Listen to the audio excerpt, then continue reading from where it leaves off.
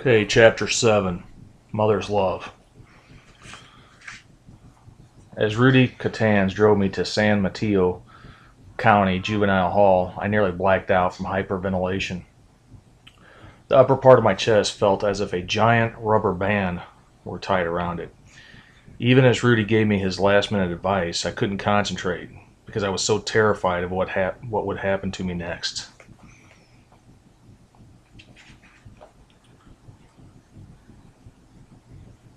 The night before, Larry Jr. had been very descriptive about what the bigger, older boys did to the young, soft, puny kids, the fresh meat.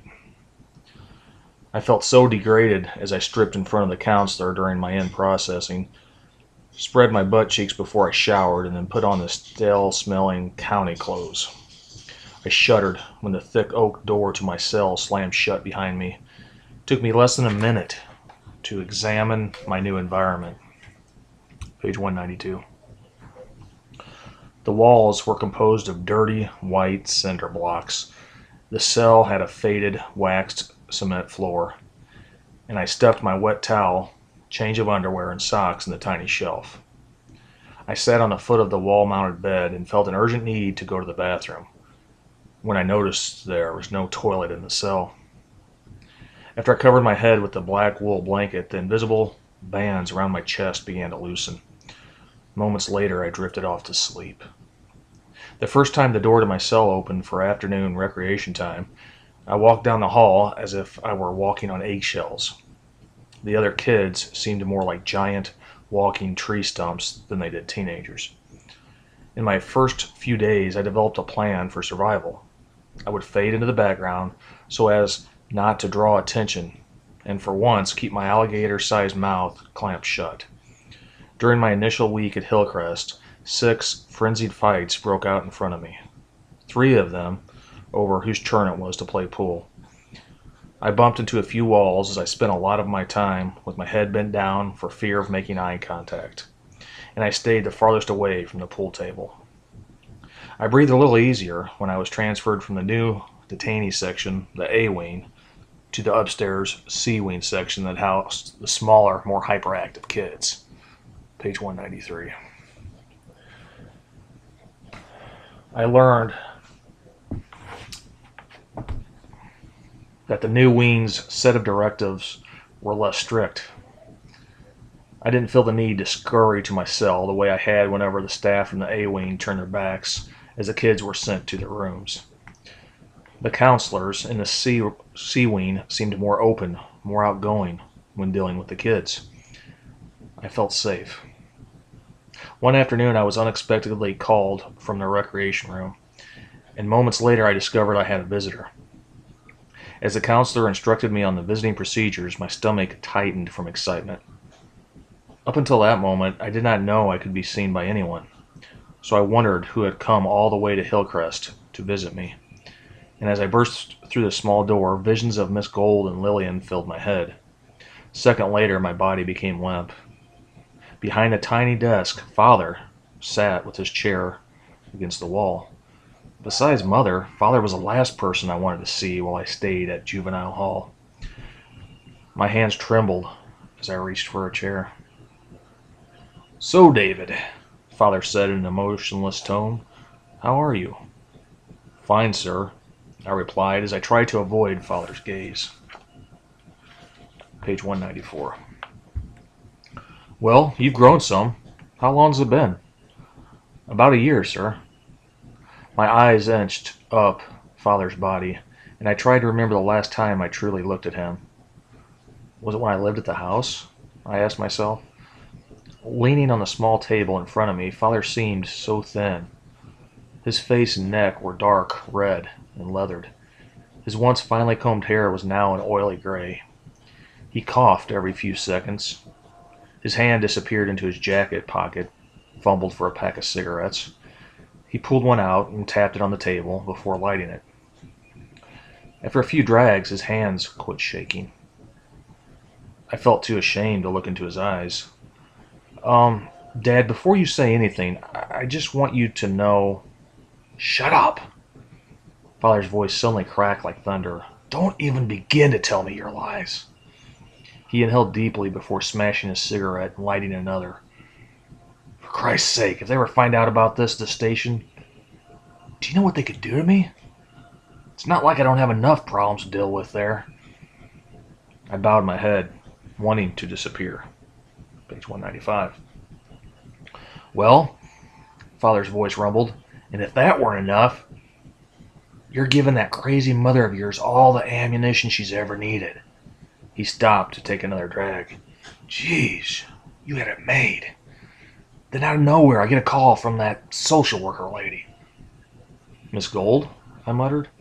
I finally make time to give her a call, and she tells me you've run away and have been stealing and landing yourself into all kinds of... But Dad, I really didn't. You had better shut that mouth of yours before I shut it for you, Father roared. He stopped for a moment, and he blew out a cloud of smoke. You couldn't let it go, could you? It wasn't enough for you to involve the police and have them take you away from school and then drag your mother and your brothers into court. Jeez, you're really a work of art, aren't you? You had everything. A new life, a new start, and all you had to do was keep your nose clean, and you couldn't do that, could you?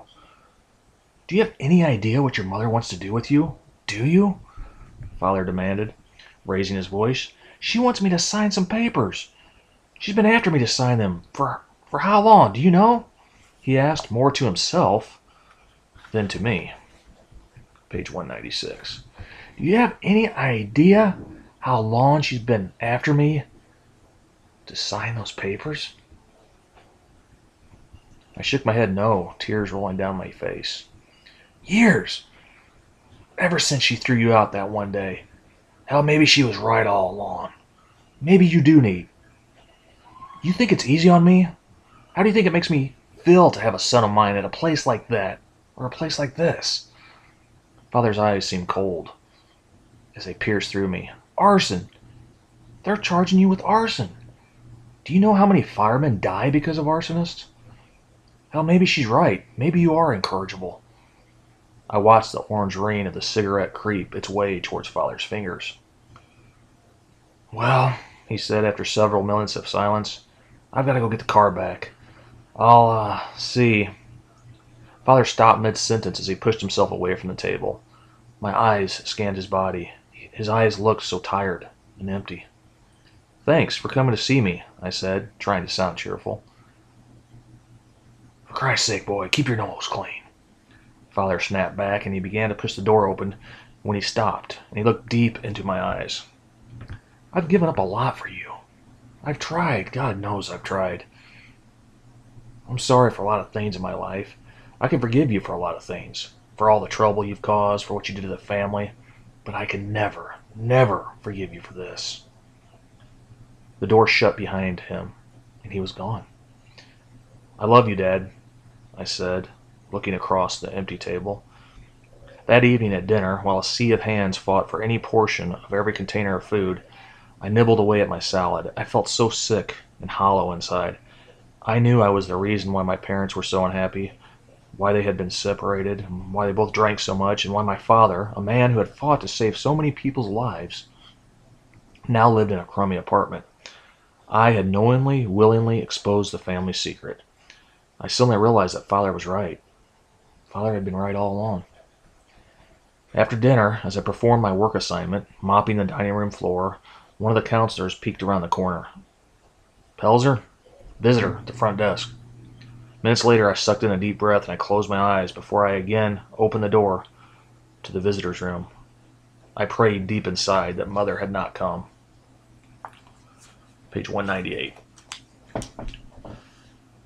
It took several blinks of my eyes for me to comprehend that it was Lillian's face, and not Mother's, that I was gawking at. Lillian leaped up and hugged me from the other side of the desk. So how are you? She asked. Fine. I'm great now, I exclaimed. Wow, I can't tell you how good it is to see you. Lillian sandwiched my hands between hers. Sit down now. Listen, we have a lot to talk about, so pay attention. David, has your father come to see you yet? Yes, ma'am, I replied. If you don't mind me asking, what did you two talk about? I leaned back in my seat, trying to visualize the entire scene so that I could repeat word for word my visit with Father. Did your father mention anything about a paper? Anything at all?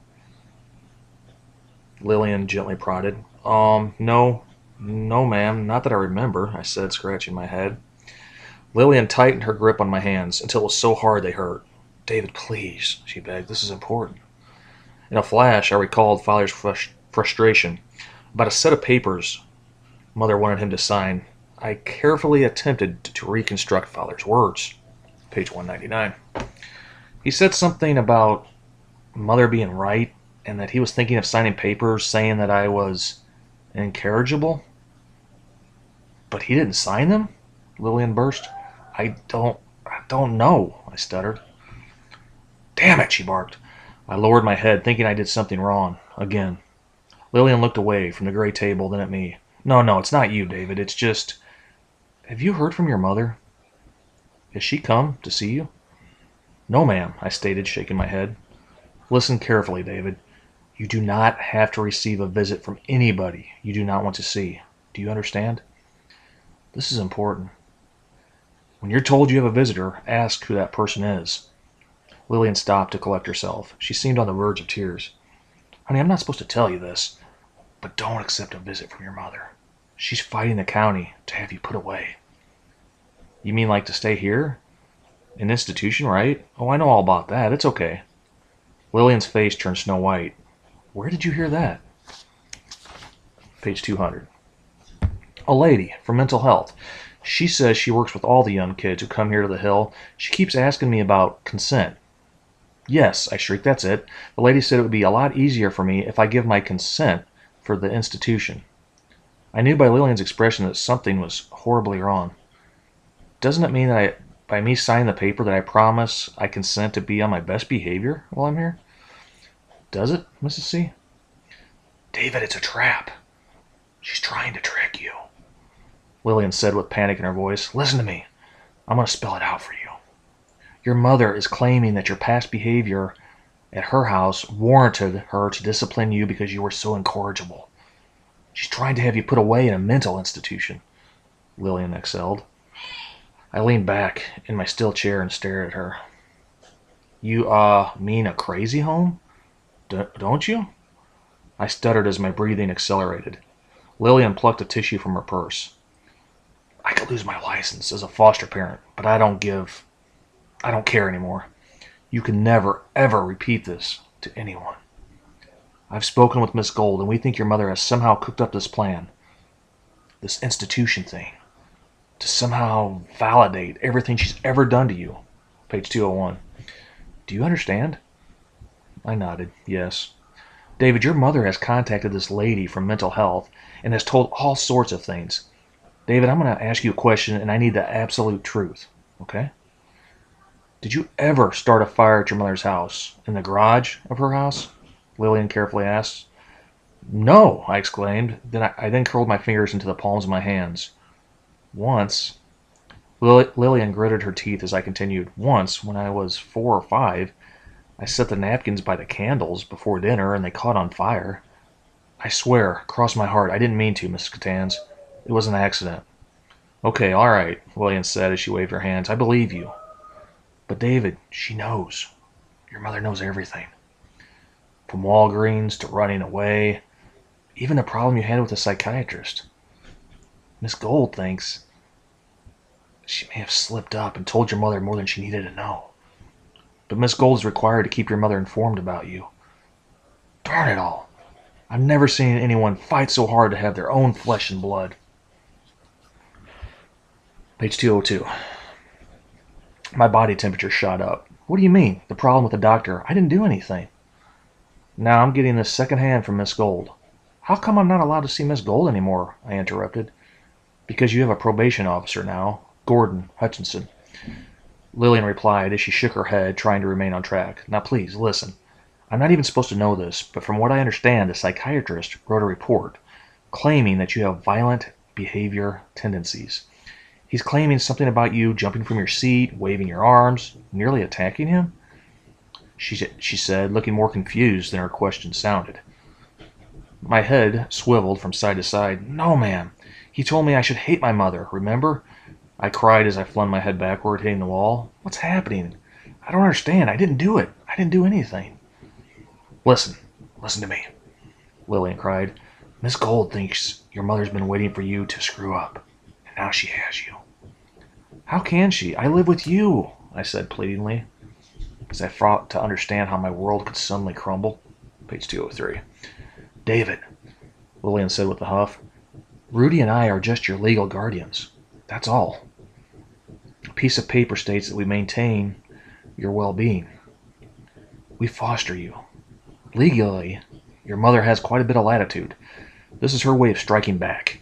Your mother has probably been fighting to put you away ever since you were placed in foster care, and this school incident makes her case." "So now what?" I whimpered. "Understand this. You're in for the fight of your life. If your mother can convince the county that it's in their best interest, she'll have them put you away in a mental institution. And if that ever happens..." Lillian's face suddenly erupted in a fury of tears. "I want you to know this.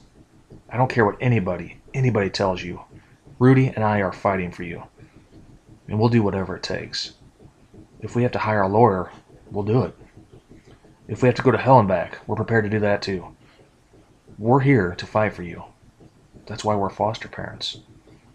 Lillian stopped for a moment to collect her thoughts. She then began in a low, calm voice. "David, I don't know what it is, but for some reason, a great deal of individuals look down on foster care." Page 204. "And these people believe that you children are all bad. Otherwise, you wouldn't be in foster care.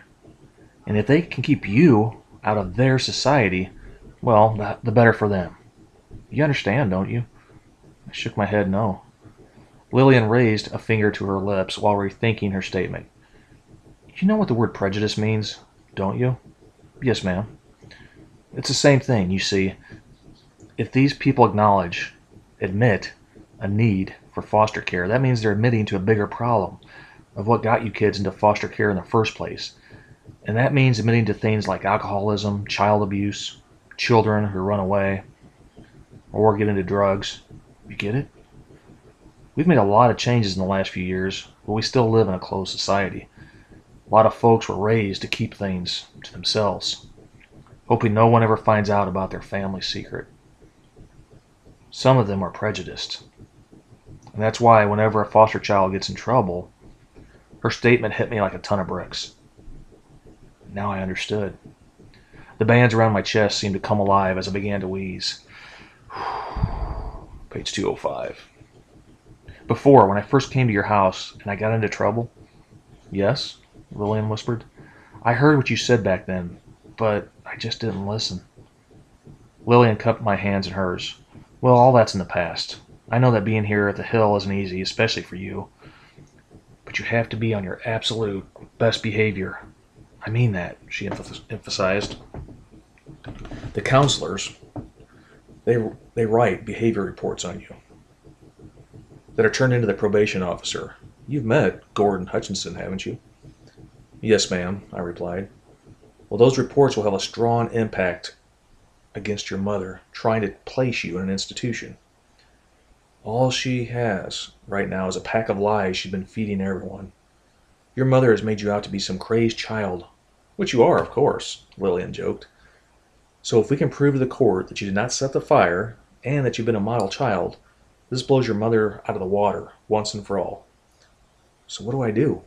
I asked. Lillian smiled. "David, just be yourself. That's all you have to do. Don't ever try to be someone you're not. The staff here will see through that in a heartbeat." Page 206. "Just be the boy who first came into my house before you landed in all this hot water. But," she warned, "no mistakes. Don't you fly off the handle when you get upset. You put a lid on that potty mouth of yours. You got me?" I nodded again. "David, you've got your head in a noose. Lord knows, one more incident and you're hunt for sure. You've overcome more in 12 years than most folks will ever accomplish in a lifetime. If you can do that, you can do this too. But you have to fight a good fight. You do whatever Mr. Hutchinson or the staff here tells you. I don't care how off the wall it sounds. I've known Gordon for years. and he's the best. You just think long and hard before you do something you're going to regret. All right? As Miss Catan held my hands, I wanted to explain how sorry I was for all the trouble I had caused her and her family. But I knew I had told her that so many times in the past when I really didn't care. So I asked myself, why would she believe me now? I peered into her gentle eyes, knowing that I was the cause of her sleepless nights and hours of frustration. Lillian did her best to give me a wide smile. "Oh, before I forget, I have something for you," she said, as her hand disappeared inside her purse. A second later, she pulled out a small, chocolate-coated cherries box. Her face lit up as she pushed the box over to me. "Candy?" I asked. "Just open it," Lillian said, beaming. Page 207. I carefully opened the tiny lid and let out a shriek as I gazed at my tiny, redeered turtle, twisting its neck up at me. Gently, I plucked my pet from the box and I placed him on my hand. The reptile quickly retreated into his shell. "Is he okay? Is he eating?" "Yes, yes," Lillian replied in her motherly voice. "I'm taking care of him. I'm changing his water." "Every other day?" I said with concern for my pet. "Every other day, yes, I know. Of all things, I never thought I'd be taking care of this old turtle." "He's not an old turtle. He's just a baby, see?" I cooed. "I think he likes you." Lillian gave me a stern look as I thrust my turtle toward her face. "David," she said lovingly. She leaned over to stroke my hair. "Looking at you with that turtle, if only they saw you the way I do." I carefully replaced my turtle in the candy box, then I reached out to Lillian's hands. "I know I've been bad," page 208, "and that I deserve to be punished for what I did. But I promise, cross my heart and hope to die, I'll be good. Real good. I promise, Mom."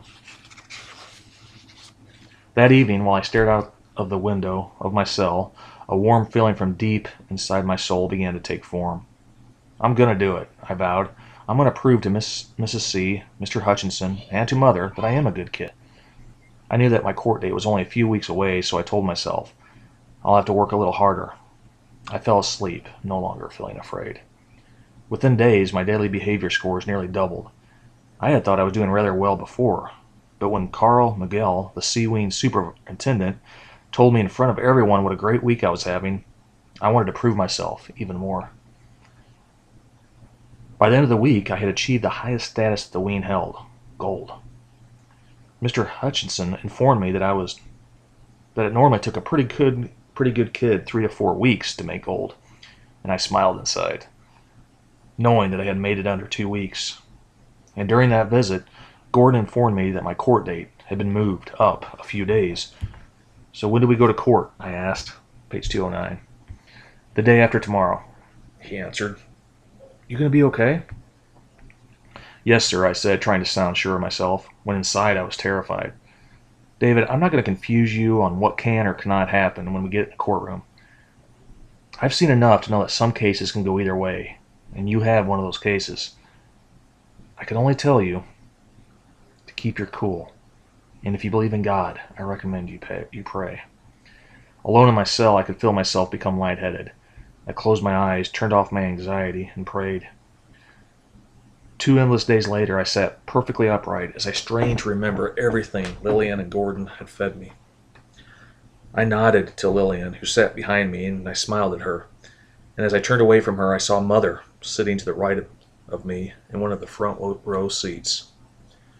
I closed my eyes for a moment to make sure they weren't playing tricks on me, but when I opened them, I could see Mother cradling Kevin in her arms. My feelings of confidence evaporated. "She's here," I whispered to Gordon. "Yeah, and remember, keep your cool," he warned. Page 210. Moments later, my case number was announced, and I squirmed in my seat before stealing a glance at Mother. My lawyer, whom I had met only a few minutes earlier in the outer chamber, stood up, rattling off dates and other official-sounding numbers and statements so fast that I wasn't sure whether everything he stated was about my case or someone else's. The judge acknowledged my lawyer after he returned to his seat, and from my right, another man in a dark suit cleared his throat before he spoke. Gordon leaped over and tapped me on the knee. "No matter what he says, keep your cool. Don't smile, don't move, and don't show any emotion. Your Honor, on or about the week of January 10, The minor, David Pelzer, after extensive premeditation, did knowingly commit arson and attempted to burn a classroom at the Monte Cristo Elementary School. A slow panic began to consume my body. The minor, Your Honor, has an extensive history of extreme rebellious behavior. You have the brief from the minor's psychiatrist, as well as statements from the minor's teacher and staff members of Monte Cristo Elementary. I have statements from the minor's former social worker, who also claims, page 211, that while David's naive can be rather enchanting, he does at times require close supervision. While residing under the most liberal foster conditions, David has displayed aggressive behavior towards others, and has, on occasion, been argumentative and disruptive while in foster care. I sank into my seat. The same building that had granted me freedom would now be my doom. After an eternity, the other lawyer thanked the judge before taking his seat and then nodded to Mother. "Did you see that?" I asked, nudging Gordon. "Shh," he warned, "don't blow it." Rebuttal? The judge, sounding bored, asked in my direction. "Your Honor," my lawyer chuckled as he stood up, "Miss Gold's statement is taken totally out of context. I submit that His Honor take the time to read the entire text. As for the charge of arson, the case has been founded on purely circumstantial evidence. While David was initially the suspect for the charge, I have in my possession statements attesting to the fact that David stopped the spread of the fire set by another minor. As for behavior reports while under detention, David has been, and I quote, exceptional. As for David's foster placement, the Catans eagerly await David's return. Thank you, Your Honor." Page 212. The judge scribbled down some notes before nodding at the other lawyer, who sprang from his seat. "Your Honor, while no direct corroboration has yet been made, the minor has an established pattern of extreme dysfunctional behavior. In addition, I have a signed affidavit from the minor's biological mother, Mrs. Pelzer, stating that the minor has set several fires in the basement of his former residence. Mrs. Pelzer regrettably confesses that she could not control the minor under normal conditions, and that the minor is extremely manipulative and harbors violent tendencies. Please review the order transferring custody, dated last March. Your Honor, it has been dramatically apparent, for whatever reason, that the minor cannot be managed in his former home setting or in foster care. The county believes that this minor is an extreme burden to society. The county hereby recommends that the minor be immediately admitted to psychiatric evaluation for possible admission into a facility that can best support his needs." "What does all that mean?" I asked Gordon after the lawyer was through.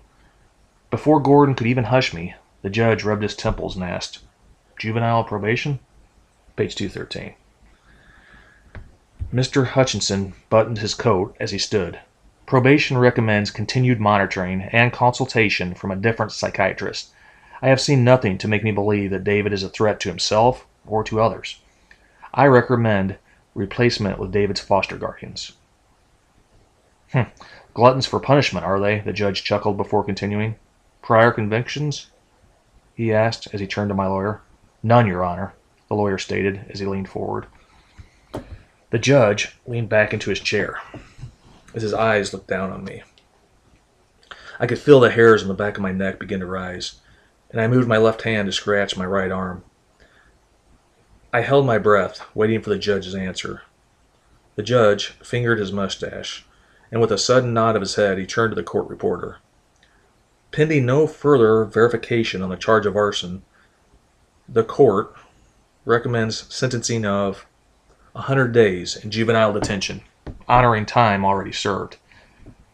And off the record," the judge stated, "young man, this charge of arson is a most serious one. The only reason I'm not sentencing you for that is I have no direct proof." Page 214.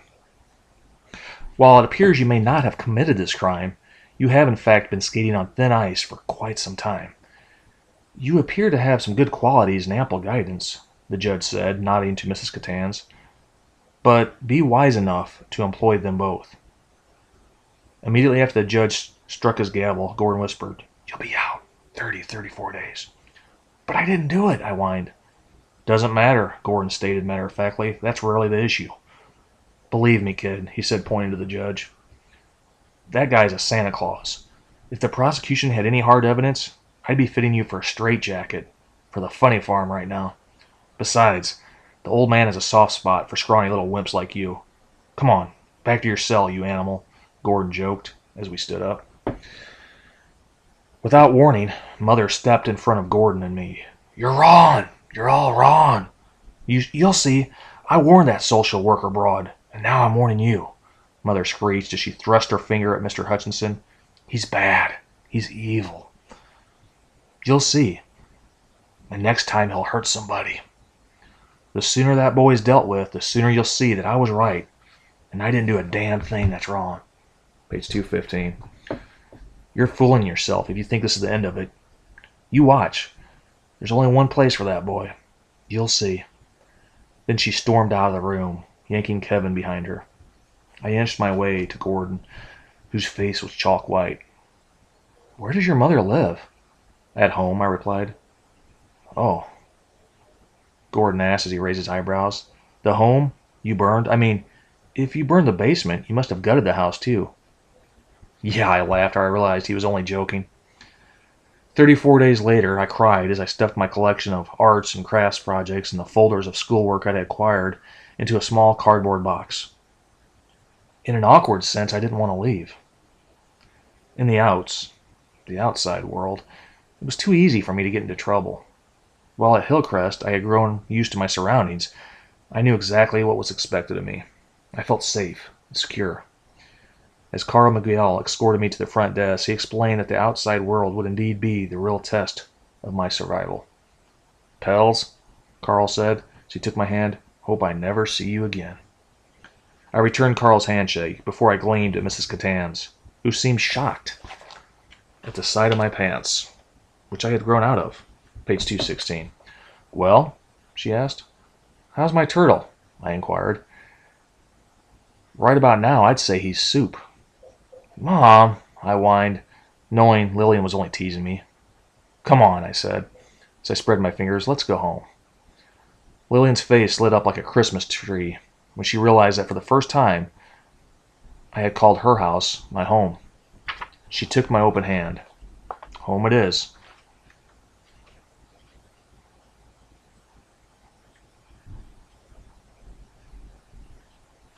And that's the end of Chapter 7.